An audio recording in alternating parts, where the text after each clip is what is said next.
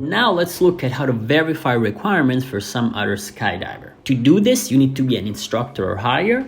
And again, you'll have to be logged in your account. But this time we're going to go in the rating holders and SNTA tab. And we're going to go on the verify requirement window. Then we're going to look up a skydiver. You can use their first name and last name. Find member. At this point, we're going to double check their membership number, their license number, and then we have two buttons. A blue one for pre-course activities and a yellow one for rating and licenses. Let's do a pre-course activity first. So I'll click on that. It's going to take me to this window. At this point, I can choose any rating that this skydiver is working towards. So let's say this skydiver is working towards a tandem instructor rating course. I'll click on that. And let's say that they just taught the ISP lesson for Cat C. So I'm going to click Add Activity.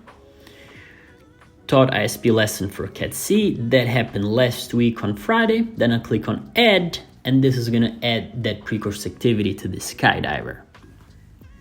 Now let's say that instead this instructor needs to renew their AFF rating and I am an SNTA or an examiner.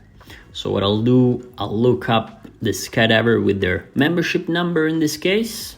Once it pops up, I'm going to double check the name, the license number, and then I'm going to click on the yellow button. And from this section, I can verify anything from rating renewal to license requirement. So let's say that this skydiver needs to renew their AFF instructor rate, and click on AFFI. And I can see that most of this is checked off already. Rating renewal seminar and first jump course. That just needs to have checked off the AFF jumps. So I'll click to verify. 15 AFF jumps. Let's say that that happened on Saturday, April 1st. And then I'll click on Add, and that is going to register in the system.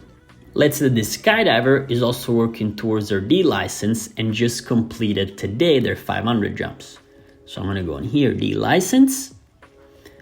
I would click on the same button, select the completed 500 jumps activity and put the date as today. In here, you don't see that button because the skydiver already has a D license. Now, let's say that instead I want to set up an exam for that same skydiver for his D license. And again, to do this, I need to be an instructor or higher. So I'm going to log into my profile, rating holder and SNTA, set up an exam.